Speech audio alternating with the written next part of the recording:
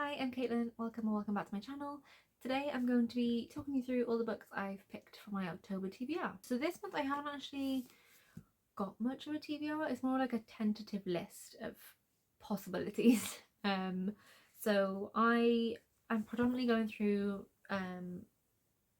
my bullet journal for this one. So this is my October theme. I have a little witchy postcard I actually received from Snag Tights when I did an order recently, and it was very cute. It was like their promo thank you for ordering poster, but it's got cute little witches on, and I thought it was perfect for the month. And some cute stickers to go along with that, and some witchy washi tape. But yeah, this month also in my journal I have, where is it, these two little I don't know if you can see that properly, two little bingo boards, and then the prompts for them live in these little envelopes. So this one is a priority TBR, and this one is a prompt bingo.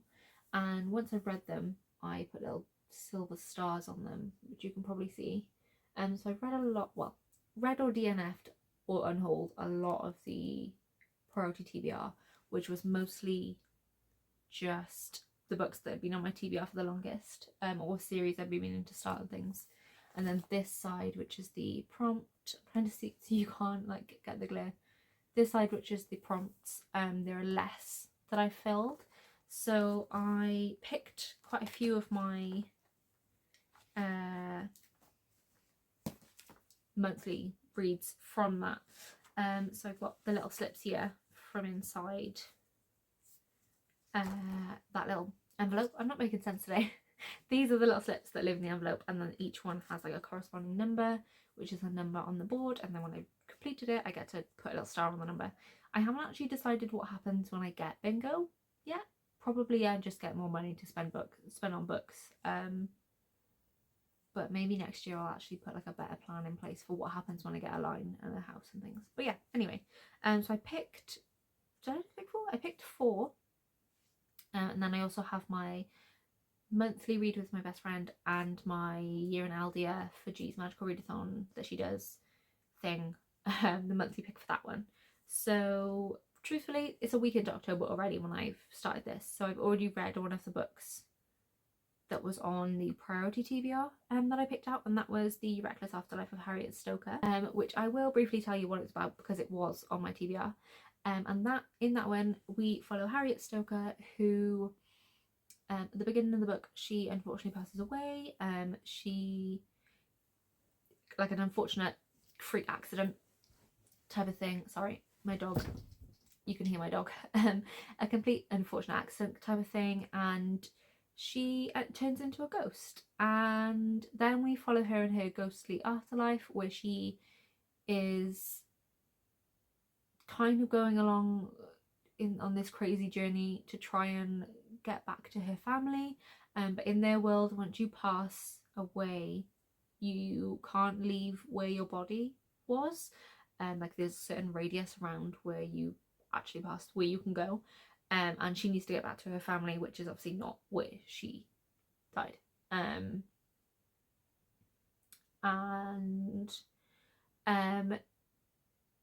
she meets loads of other ghosts in this place and gets up to a lot of hijinks, and terrible things happen, and yeah, it's just really, whilst you're reading it, you go through a group of different ghosts, like you hear from each of their perspectives and how they're affected by Harriet and what she's kind of getting up to, and you also, each of the ghosts have powers, and when you pass you get, I don't know if it's called an affinity, I can't remember what it's actually called, but you get like this power basically, and Harriet is trying to kind of use everyone else to get what she wants, which is to get back to her family.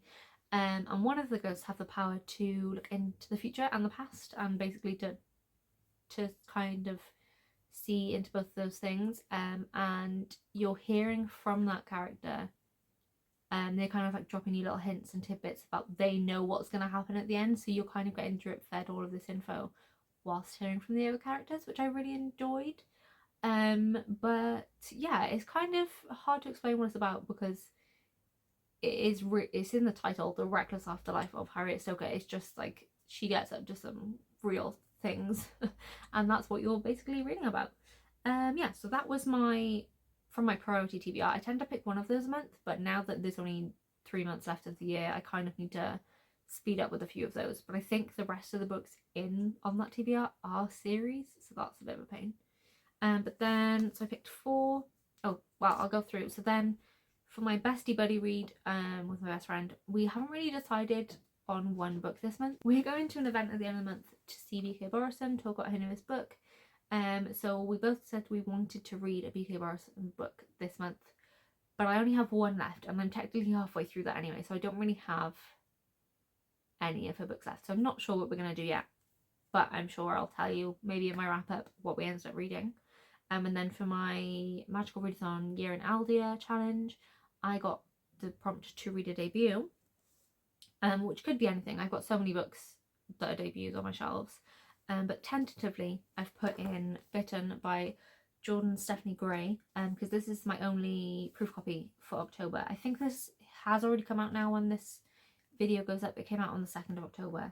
But in this, we follow Vanessa Hart. The night her best friend is brutally slaughtered by wolves, Vanessa Hart's life is changed forever. Because these are no ordinary wolves, they're werewolves. And when Vanessa's father discovers that she has been bitten, he hands her to them and to the treacherous Wolf Queen's court. Taken as prisoner to the enchanted castle Severi, Vanessa vows to seek vengeance for her family. I made that up, for her friend, even as she finds herself mesmerised by the Golden Prince Sinclair Severi and his brooding, disgraced cousin Calix. Vanessa has 2 choices: swear her life to the court or die the agony of a lone wolf. But the malevolence of werewolf society goes far beyond a single murder in the forest. The court is at war and Vanessa just a pawn in its deadly game. So this is different for me because I mostly read vampire fiction. I haven't really read a lot of werewolf fiction. The only things I can think of actually are behind me this way, where are they? Here, the Wolf Song series by TJ Klune. That's probably the only thing, and I guess you could say Twilight, that has wolves in. So yeah, I'm really interested in this one, and I'm not sure if it's a series or if it's a standalone. It doesn't actually say. So yeah, I think this could be fun. Ooh, there's like a little family tree in there. And also, like, it's saying that she has a choice to make. I also feel like she's going to have a choice between the 2 men as well. The triangles aren't my favourite trope, but who knows? Maybe this one will be the one that converts me. Then to go through my little bingo board slips, I had special edition.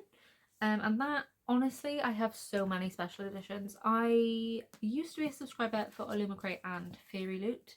I now am just subscribed to Fairy Loot General Box and then the Afterlight subscription as well. But then I also buy a lot of the Waterstone special editions because I'm just a sucker. I'm like a magpie. If I see a sprayed edge or something pretty, I'm like, well, I may as well buy it. And the one that I've tentatively put in for this, but honestly it could be half of my TBR, is Voidwalker by S.A. McLean. So this is the Illumicrate edition, and it's got this gorgeous cover, back cover, and then these like sprayed edges, and then the whole thing is stunning, honestly. Like the actual book itself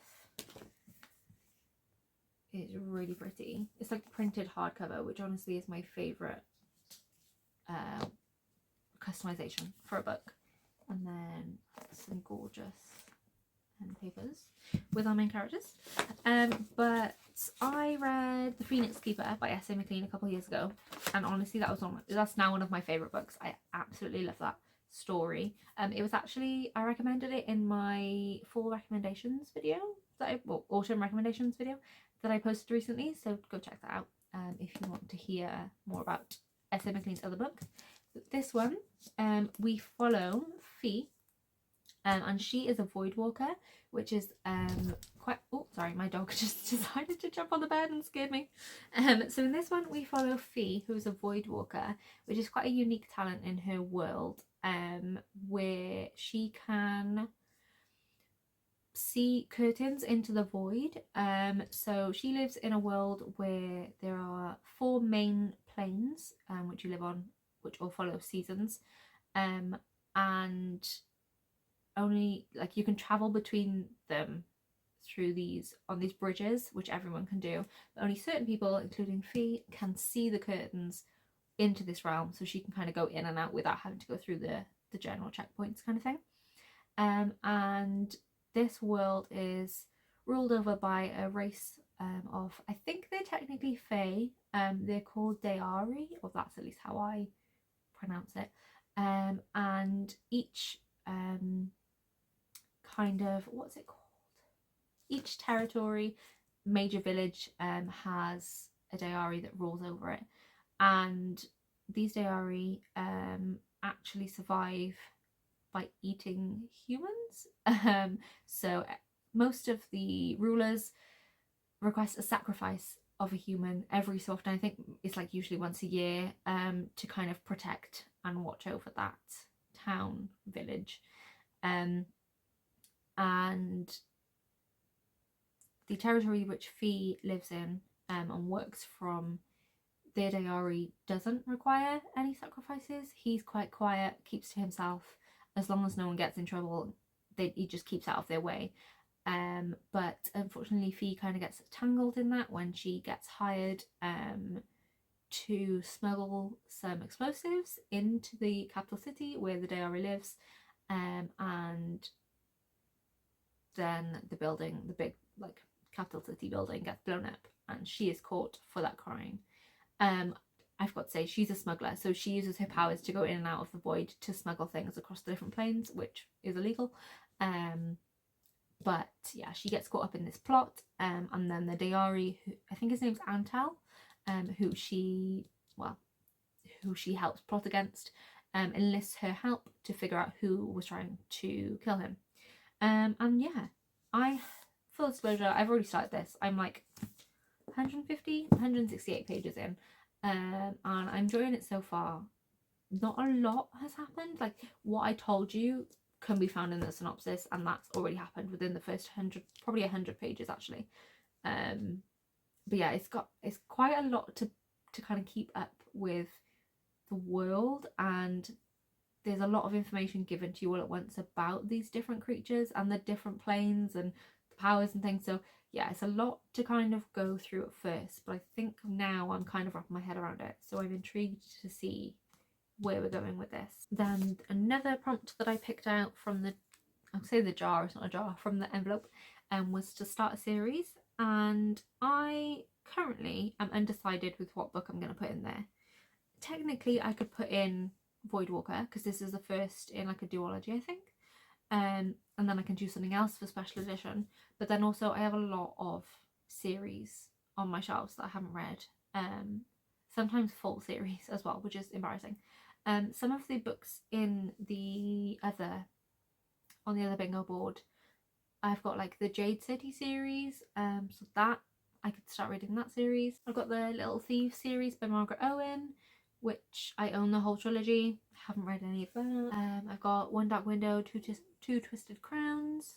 Could read those. Basically anything with that one. So that one's kind of left a bit open. So it could be Voidwalker if I choose another special edition, but then it could just be starting one of the many series that I have on my TBR. Another prompt that I picked was to finish a series, and again I have a lot. I have less books that I need to finish for a series than I have to start a series, if that makes sense. But I had a few to choose from, and I've gone with The Winners by Frederick Backman. So Frederick Backman is another author that I absolutely love, and this is the third and final book in the Beartown series, which follows a small town called Beartown in Sweden, and they're a big hockey town. Like, their lives revolve around ice hockey.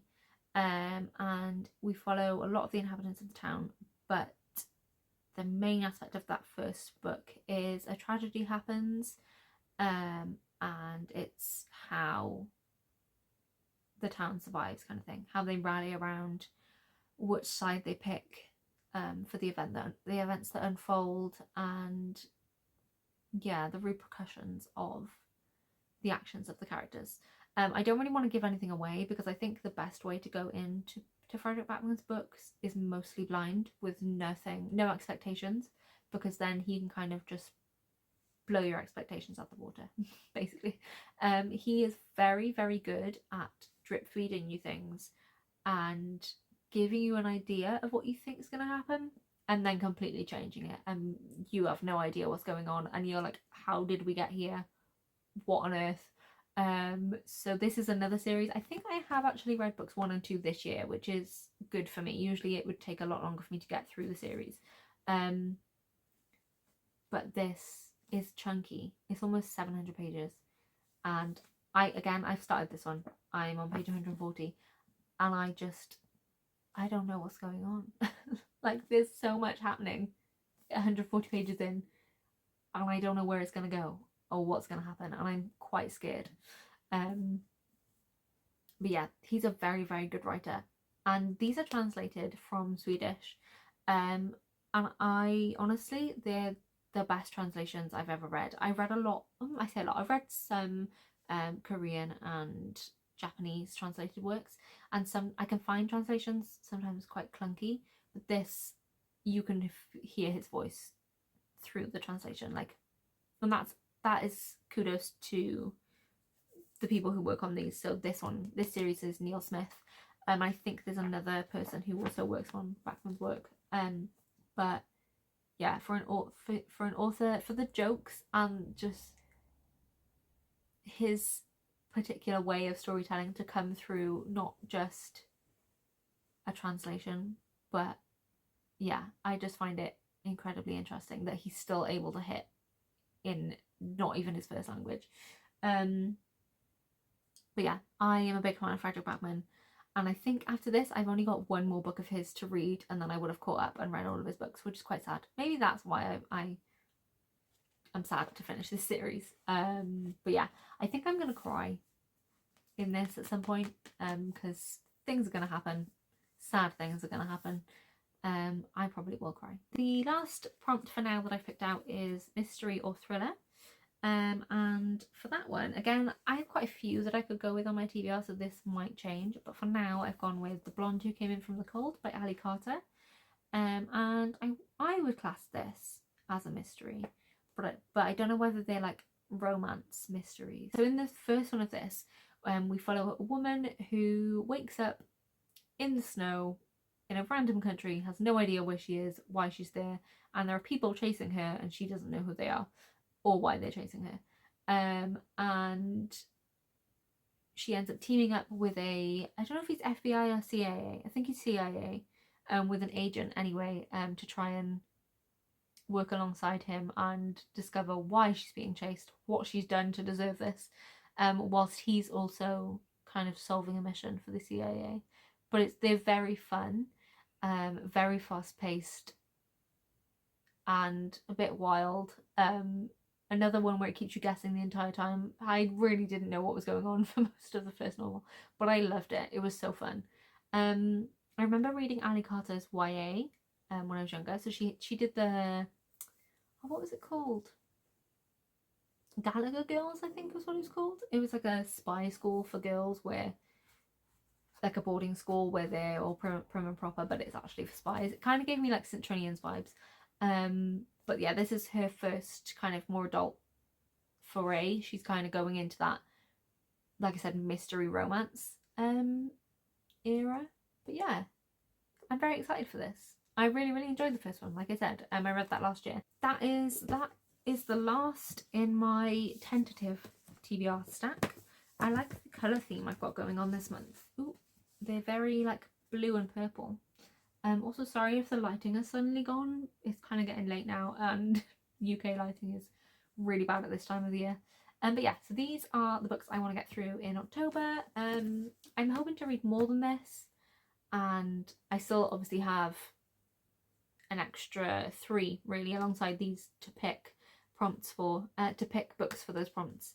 But follow along. I know I said this in last month's TBR video as well, but I do want to do more videos of me actually reading these and not just a TBR and a wrap up for the month. But I do kind of find it hard to find time alone to film. But I'm gonna try and do more videos. This is me holding myself accountable to do more videos in the month. But I'm hoping I will. If I don't, please check out my wrap up, which will be coming at the end of the month, to see how I did for this TBR. And feel free to check out the other videos on my channel. I have only a few at the moment, but I'm hoping to steadily grow those over the next few months. But feel free to leave a like and a comment letting me know what you're reading in the month of October, or if you've read any of these, let me know what you think. Thank you very much for watching, and I will see you again in another video.